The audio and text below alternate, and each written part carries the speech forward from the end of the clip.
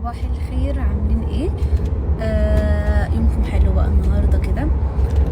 هاخدكم رحله صغيره معايا. انا رايحه مدينه تانية اسمها طنجة، فمتحمسه ليها قوي. بس كنت عايزه اقول لكم حاجه لازم تعملوها لو هتسافروا وتروحوا اي مكان. لازم تشوفوا الاماكن اللي انتوا هتزوروها في وايه، وتحطوا بقى انتوا تعملوا ايه كل يوم. هنروح النهارده كذا وهنعمل كذا ومش عارفه، لان انا ملحقتش اعمل كده لانها كانت غفله كده في يوم وليله اصلا.